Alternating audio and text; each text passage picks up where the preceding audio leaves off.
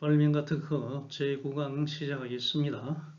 이번 강의에서는 발명을 특허하기 위한 세 가지 조건에 대해서 설명하겠습니다. 모든 발명이 특허될 수는 없고 특허되기 위해서는 산업상 이용 가능해야 되고 그 다음에 신규성이 있어야 되고 그 다음에 진보성이 있어야 됩니다.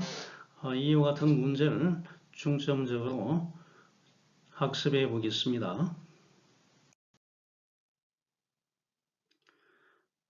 앞에서 발명의 이 성립 요건에 대해서 이야기했습니다. 발명은 특허법 제2조 1호에 의해서 자연법칙을 이용한 기술적 사상의 창작으로서 고도한 것입니다.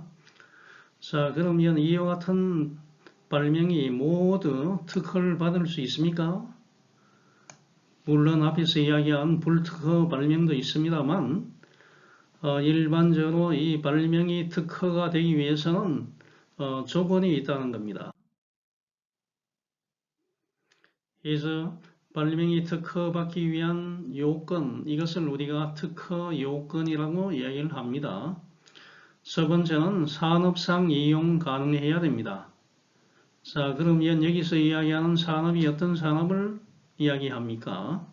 하는 것을 학습을 하겠습니다. 산업상 이용 가능해야 되고, 두 번째는 신규성이 있어야 됩니다. 노벨티가 있어야 됩니다. 이거는 특허법 제29조 1항에서 규정을 하고 있습니다. 자, 이제 앞으로 여러분이 공부할 때 이 법률도 이제 같이 공부를 해야 되기 때문에 신규성 그러면 특허법 제29조 1항이다. 참, 요 같은 걸 좀 기억을 하면 좋겠습니다. 세 번째는 진보성입니다. 인벤티브 스텝입니다. 진보성에 관련된 것은 특허법 제29조 2항입니다. 자, 1항은 신규성, 제2항은 진보성입니다. 진보성은 종래의 발명에 대해서 한 단계 업그레이드 된 발명이 되겠죠. 자, 기본적으로 이와 같은 세 가지 요건을 만족을 해야 됩니다. 산업상 이용 가능해야 되고, 신규성이 있어야 되고, 진보성이 있어야 됩니다.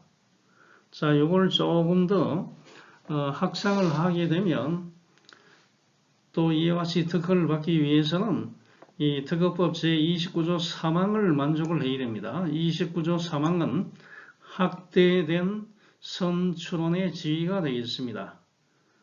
자, 여기에 대해서는 나중에 더 자세히 이야기하겠습니다. 그 다음에 이제 우리 한국에서는 이 선출원주의를 채택을 하고 있습니다.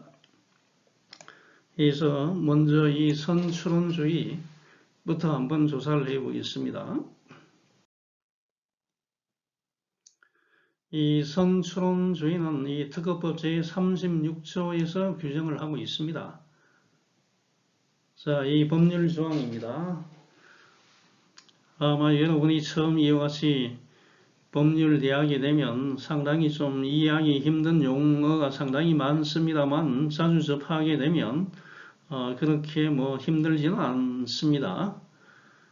특허법 제36조에서는 자, 이와 같이 정리를 하고 있습니다. 선출원은 먼저 출원한 사람이죠. 같은 발명에 대해서, 동일한 발명에 대해서 다른 날짜에, 자, 한 사람은 동일한 발명인데, 자, 한 사람은 3월 22일 날 출원하고, 또 한 사람은 3월 23일 날 출원하면, 먼저 빨리 이 출원한 사람이 특허를 받을 수 있다는 겁니다. 보면 동일한 발명에 대해서 다른 날, 틀린 날짜에 둘 이상의 특허 출원이 있는 경우에는 먼저 출원한 자만이 그 발명에 대해서 특허를 받을 수 있다. 이게 뭐냐면 선출원입니다. 먼저 선자죠. 먼저 출원한 사람이 동일한 발명에 대해서는 먼저 출원한 사람이 특허를 받을 수 있다는 거죠. 그래서 한국은 선출원주의를 택하고 있습니다. 자, 그러면 이와 같은 경우는 어떻게 됩니까? 동일한 발명인데, 같은 발명인데, 자, 같은 날 두 개 이상의 특허 출원이 있는 경우에 동일한 발명인데 우연의 일치로 동일한 발명인데 같은 날 두 개 이상의 이와 같은 특허 출원이 있는 경우에는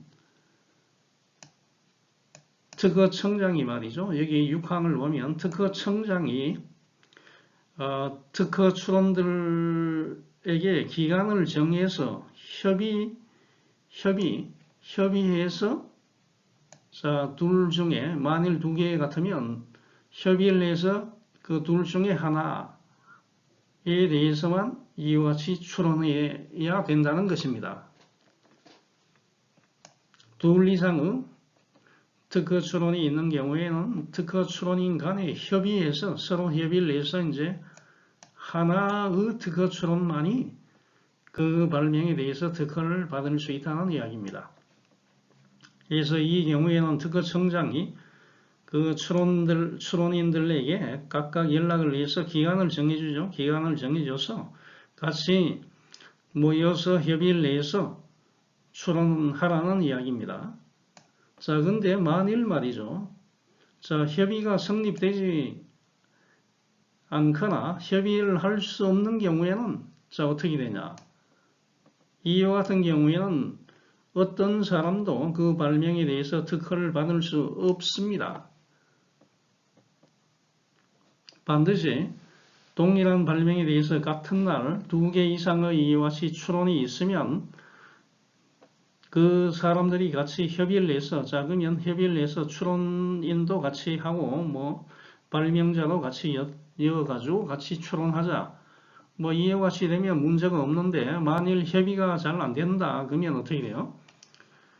어느 누구도 특허를 받을 수 없다는 겁니다. 자, 그 다음에 사망을 보면 36조 사망을 보면 자, 특허 출원한 발명가 실용신안 등록 출원한 고안이 자, 서로 동일한 경우입니다. 동일한 경우에는 완전 내용이 같습니다. 완전 내용이 같은 경우에는 만일 서로 다른 날에 출원하게 되면 날짜가 틀리면 출원한 날짜가 틀리면 1항과 똑같습니다. 먼저 출원한 사람이 먼저 출원한 게 이와 같이 특허 혹은 실용신안 등록이 되는 거죠. 그런데 같은 날, 자, 한 개는 특허 출원되고, 자, 한 개는 실용신안 등록 출원이 된 경우에는 같은 날, 자, 마찬가지입니다. 이와 같이 협의를 해야 됩니다. 협의를 해서 특허 출원한다든지 실용신안 출원한다든지, 그 다음에 출원자를 같이 한다든지, 뭐 이와 같이 반드시 협의를 해야 된다는 것입니다. 자, 그 다음에 사항을 보게 되면 말이죠. 특허 출원 또는 실용신안 등록 출원이 다음에 있는 이와 같은 이 각 호에 해당하는 경우에는 그 특허 출원 또는 실용신안 등록 출원은 제1항부터 제3항까지의 규정을 적용할 때에는 처음부터 없었던 것으로 본다는 이야기입니다. 즉 뭐냐 하면 자, 포기, 무효, 취하가 된 경우나 거절 결정, 거절한다는 취지의 심결이 확정된 경우에는 처음부터 없었다 하는 것으로 이와 같이 본다는 이야기입니다. 물론 여기 뭐 단서 조항이 있습니다. 단서 조항 제2항 단서에 해당하여 그 특허 출원 또는 실용신안 등록 출원에 대하여 거절 결정, 거절한다는 취지의 심결이 확정된 경우에는 그러하지 아니한다는 이와 같은 단서 조항도 있습니다. 그 다음에 이 36조 제5항을 보면 발명자 또는 고안자가 아닌 자로서 발명자는 특허죠.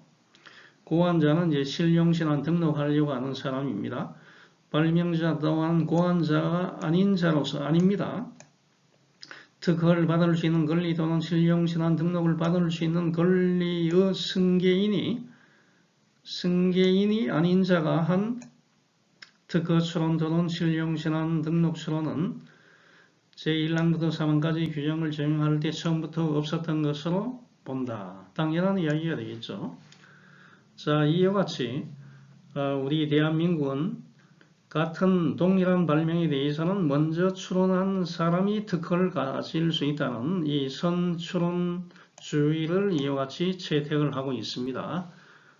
자, 미국인 경우에는 선발명주의인데 최근에 아마 이 선추론주의로 가는 경향을 좀 보이고 있습니다. 자, 특허 제도의 취지가 뭡니까? 특허 제도의 취지는 발명을 보호하고 장려하고 그 발명의 이용을 통하여 기술 발전을 촉진시키고 궁극적으로는 국가 산업 발전에 이바지하는 게 이 특허 제도의 목적이기 때문에 또 이 발명이라는 것은 반드시 산업에 이용 가능해야 됩니다. 이용될 수 있어야 됩니다. 산업에 이용될 수 있어야 국가 산업 발전에 이바지를 할 수 있는 것이죠. 그래서 발명의 특허를 받기 위해서는 국가 산업 발전에 이바지할 수 있어야 된다. 즉 산업에 이용될 수 있어야 된다는 것입니다. 자, 그러면 여기에서 산업에 이용되어야 된다. 그러면 여기서 말하는 산업은 어떤 산업입니까? 산업. 자, 이 산업의 정의에 대해서 한번 살펴봐야 됩니다. 과연 이 발명이 산업에 이용 가능성이 있어야 한다는데 그러면 어떤 산업에 이용 가능할 수 있어야 됩니까? 이 산업이라는 것은 1883년 파리협약에서 이와 같이 정리를 했습니다. 이 파리협약에서 중요한 이 3대 기본 원칙이 있다고 했죠. 내국인과 외국인은 평등의 원칙이다. 내외국인 평등의 원칙이다. 그 다음에 우선권 주장제도. 각국의 이 산업재산권은 독립이다.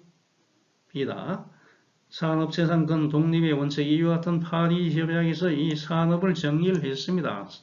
산업이 이용 가능할 수 있는 산업은 뭐냐면, 자, 공업. 당연하게 공업이죠. 공업이나 뭐 상업. 그 다음에 이 농업이나 이 채취 산업의 분야. 자, 요 같은 것은 사실 이제 1차, 2차, 3차 산업으로 분류했을 때 1차 산업에 속하는 거죠. 그 다음에 모든 제조 또는 천연 상품. 자, 모든 제조업에 관련되어 있는 건 뭐 2차 산업이라 할 수 있죠. 3차 산업이 서비스업이죠. 산업에 이용 가능하다는 이야기는 공업이나 상업, 농업, 채취산업, 그 다음에 모든 제조, 뭐 천연 상품, 뭐 제조하는 이와 같은 분야가 산업이라는 이야기입니다. 산업이라 했을 때, 자, 1차 산업과 자, 2차 산업이 대상이 된다는 거죠.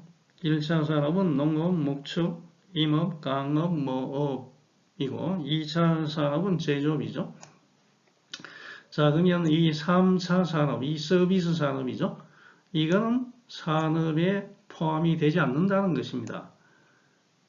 왜 이 서비스업이 산업에 포함이 되지 않느냐 하면 이 서비스업이라는 이 성격 때문이 아니고 자, 발명은 어떻게 돼요? 자연법칙을 이용해야 되지 않습니까?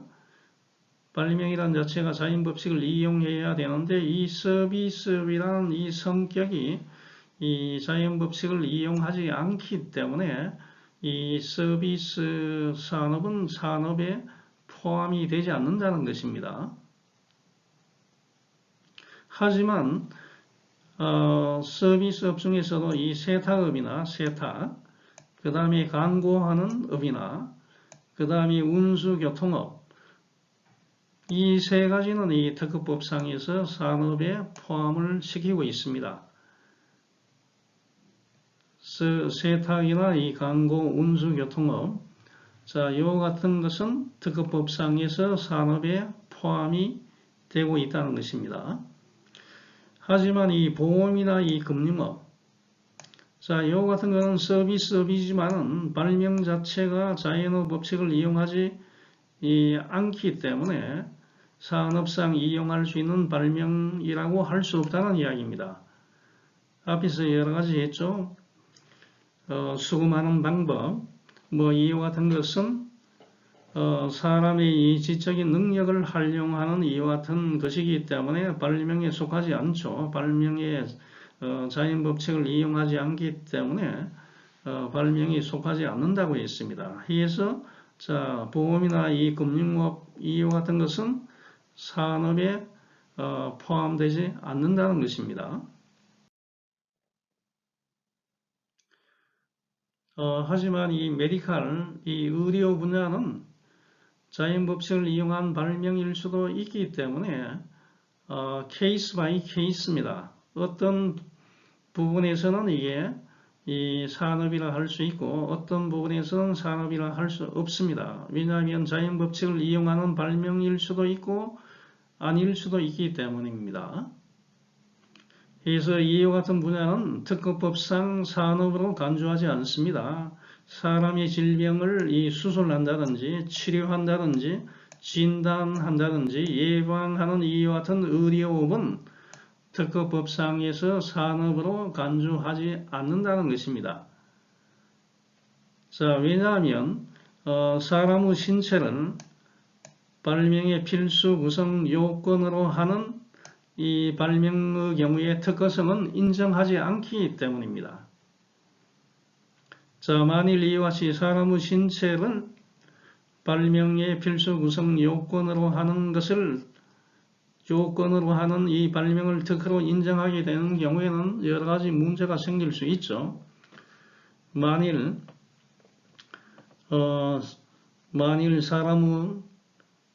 사람의 심장이나 기, 이와 같은 것이 아주 좋은 제품이다.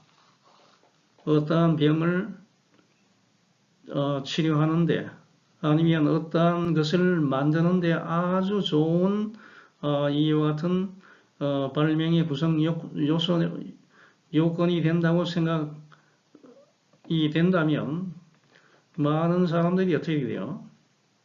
이와 같은 사람의 신체를 이용하려고 하겠죠. 한동안 중국에서 어떻게 돼요? 사람을 납치를 해서 사람의 신체의 일부분을 잘라가지고 그걸 가지고 사람의 인체에 좋은 이와 같은 제품을 만들어서 팔고 이와 같은 일이 발생했는데 자, 그와 같은 일이 발생할 가능성이 상당히 많습니다.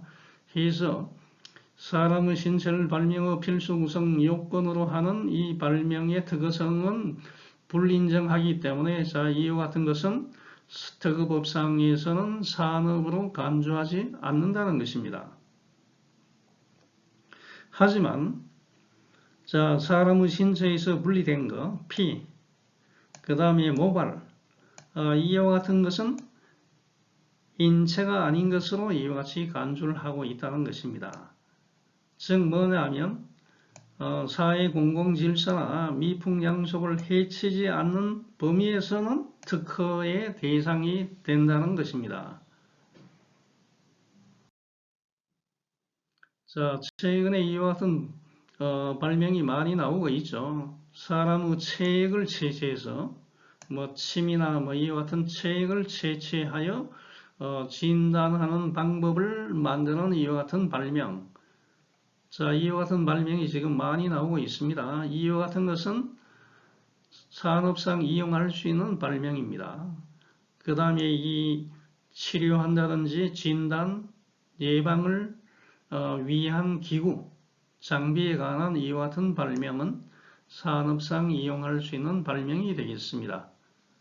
최근에 이와 같은 발명이 지금 많이 나오고 있죠. 침을 뱉으면 그것을 가지고 분석할 수 있는 이 진단 키트가 있어가지고 그걸로 그 사람이 어떠한 질병을 갖고 있는지 하는 것을 조사하는 이와 같은 발명은 지금 많이 나오고 있습니다. 이와 같은 것은 산업상 이용할 수 있는 발명으로 지금 취급하고 있습니다. 산업이 이용할 수 있는 시기는 언제입니까? 산업이 이용할 수 있는 시기는 현실적으로 지금 당장 이용할 수 있는 것, 뭐 이것도 됩니다. 하지만 발명은 기술적 사상이죠. 자연 법칙을 이용한 기술적 사상이기 때문에 이 사상을 가지고 실시하기에는 완제품을 만들어서 실시하기에는 시간이 많이 걸리기 때문에 장래에 이용할 수 있는 가능성이 있는 것도 산업에 이용할 수 있다는 것입니다. 그래서 시계는 뭐 그렇게 중요한 건 아닙니다. 산업이 이용할 수 있는 시계는 뭐 당장 이용할 수 있는 것도 되고 그 다음에 장래에 이용할 수 있는 가능성이 있는 것도 되기 때문에 시기는 중요하지 않습니다.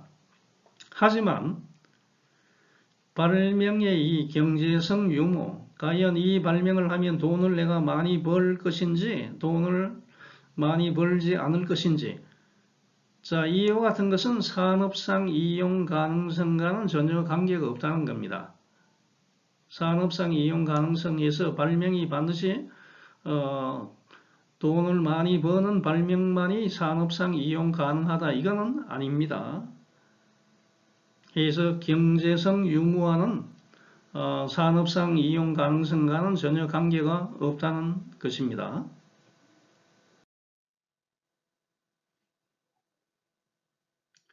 자, 발명이 특허받기 위한 요건, 특허 요건, 산업상 이용 가능성. 여기서 말하는 산업은 제조, 이 된다. 그 다음에 두 번째는 신규성입니다. 노벨티가 있어야 된다. 특허법 제29조 1항. 세 번째는 진보성입니다. 인벤티브 스텝, 특허법 29조 2항. 자, 이제 두 번째 신규성에 대해서 조사를 해보겠습니다.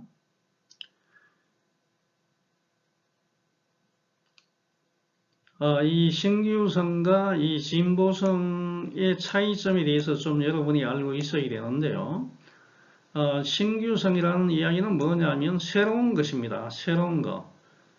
뭐냐면 내가 만든 발명이 다른 발명과 기술과는 구별되는 겁니다. 차별성이 있는 겁니다. 새롭다는 이야기가 무에서 유를 창출하는 것도 있지만 종래의 기술과는 구별되는 것, 차별성이 있는 게 신규성이 되겠습니다. 거기에 비해서 진보성은 기존의 기술보다 한층 상승된, 업그레이드된 이 효과를 나타내는 이 발명이 진보성이 있는 것입니다. 그래서 발명자에게는 독점권을 우리가 주기 때문에 반드시 이 특허를 받기 위해서는 신규성과 이 진보성을 가지고 있어야 된다는 것입니다. 또 이 특허법상의 이 창작이라는 것은 뭐냐면 창작이라는 것은 이 모방이 아닌 것, 즉 뭐냐면 창조적인 모방이라 이야기를 하는데 특허법상에서 창작이라는 것은 창조적인 모방입니다. 자, 일부를 모방해서 자, 이와 같이 새로운 것을 만드는 것, 이와 같은 걸 우리가 창조적인 모방이라 이야기를 합니다. 전체적인 기술 사상에서 어느 한 부분을 우리가 인용해서 한층 더 이와 같이 업그레이드된 이와 같은 기술을 만든 것을 우리가 창조적인 모방이라 이야기를 합니다. 이 창조적인 모방은 특허법상에서는 이 창작입니다. 창작으로 인정하고 있습니다. 특허법상의 이 발명은 절대적으로 이 새로운 것도 이 발명이 됩니다. 무에서 유를 만드는 것도 발명이 되지만은 자, 특허법에서 이 새로운 거, 신규화라는 이야기는 뭐냐면 종래의 기술과 구별되는 겁니다. 종래에 없는 거에서 새로운 걸 만드는, 자, 이와 같은 게 신규한 것도 되지만은 종래에 있지만은 종래에 있는 것과 구별되는 이와 같은 것도 이 신규성이 있다는 이야기입니다. 그래서 이 발명에서 이 신규성이라는 것은 자, 일반 공중에게, 대중에게 알려지지 않는 것입니다. 지금까지 전혀 이와 같은 게 없었다는 거죠. 그 다음에 간행물에 잡지나 저널에 기재되어 불특정인에게 반포되지 않는 상태에 있는 발명. 불특정인에게 이와 같이 널리 이와 같이 알려지지 않는 상태에 있는 발명은 발명의 신규성이 있다고 이야기를 합니다. 사실 이 특허법에서는 신규성 있는 발명이다. 신규성이란 이와 같은 용어 자체는 사용하지 않고 있습니다. 왜냐하면 이 신규성이라는 용어 자체를 정의하기에 상당히 어려움도 있고, 그 다음에 이 신규성에 대한 한계를 법에서 구체적으로 정할 이유가 전혀 없습니다. 그래서 특허법에서는 신규성 있는 발명이라고 이와 같이 규정을 하지 않고 단지 신규성 상실 사유, 이와 같은 발명은 신규성이 없다는 것만 규정을 하고 있습니다. 그렇기 때문에 신규성 상실 사유에 해당되지 않으면 전부 다 신규성이 있는 발명으로 인정을 하고 있다는 것입니다. 그러면 이 신규성을 나타내는 이 특허법 제29조 1항을 한번 보겠습니다. 29조 1항은 산업상 이용할 수 있는 발명으로서 산업상 이용 가능해야죠. 사실 이 산업상 이용할 수 있는 발명, 이 특허청에 특허를 받기 위해서 제출하는 발명은 산업상 이용할 수 있는 발명입니다. 사실. 그래서 이 산업상 이용 가능성에 대해서는 전부 다 패스를 한다고 생각하면 되겠습니다. 이와 같이 산업상 이용할 수 있는 발명으로서 다음 각 호의 하나에, 각 호가 이거죠. 1과 2. 다음 각 호 하나에 해당하는 것을 제외하고는, 여기에 해당하는 걸 제외하고는 전부 다 특허, 그 발명에 대해서 특허를 받을 수 있다는 겁니다. 그래서 이 특허법 제29조 1항에서는 이 신규성이 있는 발명이라는 것을 규정하지 않고 이와 같은 것은 신규성 상실에 관한 규정이죠. 사실. 신규성이 없는 발명만 이와 같이 적어놨습니다. 적어놔서 여기에 해당이 되지 않으면, 제외하면 모든 발명은 특허를 받을 수 있다고 규정을 하고 있습니다. 제외한 사항이 뭐냐? 여기에 말이죠. 여러분이 읽을 때 내가를 이으면 좀 이해하기가 쉽습니다. 내가. 여러분이 이제 특허 출원할 예정에 있으니까 내가 특허 출원하기 전에 국내, 대한민국 내에 또는 국외, 해외에 공지되었거나 알려졌거나 공연이 실시된 발명입니다. 내가 특허 출원하기 전에 국내나 해외에서 전 세계에서 널리 알려져 있습니다. 그러면 신규성이 없죠? 벌써 공연이 실시가 된 발명이 있습니다. 내가 특허 출원하기 전에 벌써 공지가 되거나 공연이 실시된 발명이 있으면 내 발명은 신규성이 없죠. 신규성 상실되었기 때문에 특허를 받을 수 없는 거죠. 이게 신규성을 나타내는 거고요. 그 다음에 두 번째는 뭐냐면요. 내가 특허 출원하기 전에 국내 또는 국외에서 반포된 간행물에 게재되었거나 잡지나 저널 이와 같은데 벌써 게재가 되어 있습니다. 내가 출원하기 전에 다른 발명이 벌써 나와 동일한 다른 발명이 벌써 나와 동일한 발명이 다른 이 반포된 간행물 잡지에 벌써 게재가 되어 있습니다. 그럼 나는 신규성이 없는 거죠. 그 다음에 전기통신해선. 전기통신해선은 이게 인터넷입니다. 인터넷. 전기통신해선을 통하여 공중이 이용, 공중은 대중이죠. 공중이 이용할 수 있는 발명. 벌써 내가 출원하기 전에 인터넷에 나와 있다. 이거예요. 나와 있는 발명은 있으면 내 발명은 신규성이 없죠. 신규성이 없다는 이야기는 신규성이 상실되었다는 겁니다. 그래서 이 신규성 상실 사유에 해당되는 걸 제외하고는 그 발명에 대해서 특허를 받을 수가 있다는 것입니다. 자, 그러면 여기서 좀 억울한 일이 발생할 수가 있습니다. 자, 본래의 발명은 새로운 것이었으나, 자, 어떤 불가피한 사유는 뭐 여러 가지가 있을 수 있죠. 자, 내가 이 특허를 출원하기 전에 먼저 내가 학술대회에 가서 논문을 발표를 했습니다. 그 기술 자체를 내가 발표를 했습니다. 그러면 벌써 내가 그 학회에 발표한 거기 때문에 일반 공중에 공개되어서 내가 특허를 내는 경우에는 자, 내 자신이 학회에 발표한 그 논문에 의해서 신규성이 상실되죠. 불가피한 사유로 나도 내가 미처 이걸 알지 못하고 사실 이 특허를 내가 내기 위해서는 내가 논문을 내가 쓰면 이 논문에 관련되어 있는 이 발명 기술 내용을 내가 특허를 먼저 제출해야 됩니다. 특허를 내고 그 다음에 학술대회에 발표하고 아니면 저널에 논문을 이와 같이 게재를 해야 되는데 사실 연구하는 이와 같은 대학 교수나 연구원들 같으면 먼저 이 학술대회에 먼저 발표하는 경향이 많습니다. 자, 먼저 학술대회에 발표를 한 다음에 내가 특허를 내면 어떻게 돼요? 선출원주의에 의해서 벌써 공개가 된 게 있죠. 내 자신이 공개한 게 있기 때문에 내가 특허를 받을 수 없는 이와 같은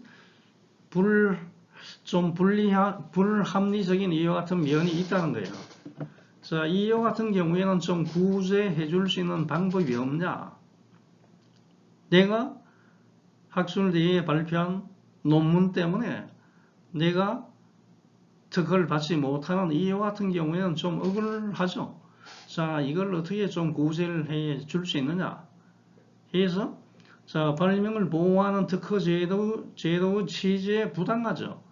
신규성이 상실된 걸 자, 이걸 보호해 준다는 것은 특허 제도의 취지에 부당한 면도 있지만 자, 이 공개된 발명을 또 우리가 무한정 또 보호해 줄 수는 없죠.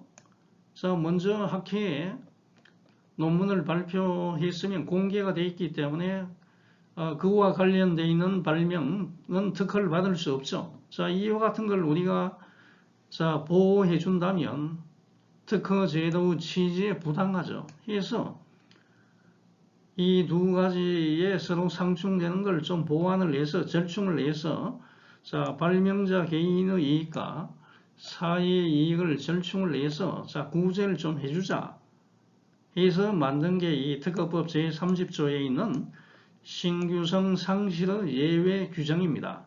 그래서 이거 이름을 신규성 의제 규정이라 했는데 이 단어 자체가 좀 힘들죠. 해서 공지 예외 주장 이와 같이 이름을 바꾼 것 같습니다. 공지 예외 주장을 할 수 있게 특허법 제30조에 이와 같이 신설을 했습니다. 자, 이와 같은 것은 좀 억울한 면이 있으니까 이와 같은 것은 우리가 신규성 상실이 된 것으로 하지 말자, 예외를 두자는 게 특허법 제30조입니다. 그래서 이 특허법 제30조를 보면 공지 예외 주장입니다. 신규성 상실을 했지만 이걸 자, 신규성 상실하지 않는 것으로 예외적인 규정 이와 같이 우리가 두는 법을 특허법 제30조에 만들어서 이와 같이 조금이라도 권리를 보호해주고 있습니다. 이 30조도 보면 항의 3가지 항이 있는데 자, 특허를 받을 수 있는 권리를 가진 자의 발명이 자, 다음 각 호 어느 하나에 해당하게 된 경우 그날부터 12개월 내에 자, 1년 내에 특허 출원을 하면 그 특허 출원된 발명에 대해서는 자, 해당되지 아니한 것으로 이와 같이 본다는 것입니다. 거의 내가 발명한 거, 자, 내가 학회에 발표한 이 논문 관련되어 있는 발명을, 자, 내가 특허를 받기 위해서 특허청에 내면 신규성 상실이죠. 왜냐하면 벌써 내가 학회에 발표를 했기 때문에. 하지만 이와 같은 것을 우리가 보호해주기 위해서 같은 자, 발명에 대해서는 자, 1년 내에 12개월 내에 내가 특허 출원하게 되면 신규성이 상실되지 않은 것으로 이와 같이 규정을 해준다는 게 특허법 제30조입니다. 자, 특허를 받을 수 있는 권리를 가진 자에 의해서 그 발명이 자, 제29조 1항의 신규성이죠. 신규성은 각호 어느 하나에 해당하게 되는 경우, 자, 이와 같은 경우에는 해당하지 않는 걸로 본다는 거죠. 그 다음에 특허를 받을 수 있는 권리를 가진 자의 의사에 반해서 그 발명이 29조 1항의 각호 2개 호가 있었죠. 각호 어느 하나에 해당하게 되는 경우에 사실 이 내 의사에 반하게 자, 누가 내 데이터를 가지고 가서 자기가 공개를 시키는 경우가 발생할 수도 있습니다. 이와 같은 경우에는 굉장히 억울하기 때문에 신규성 상실 예외 규정을 두고 있다는 게 특허법 제30조가 되겠습니다. 자, 나머지 사항은 이 절차이기 때문에 여러분이 한번 읽어보기 바랍니다. 자, 오늘 수업은 여기서 마치겠습니다.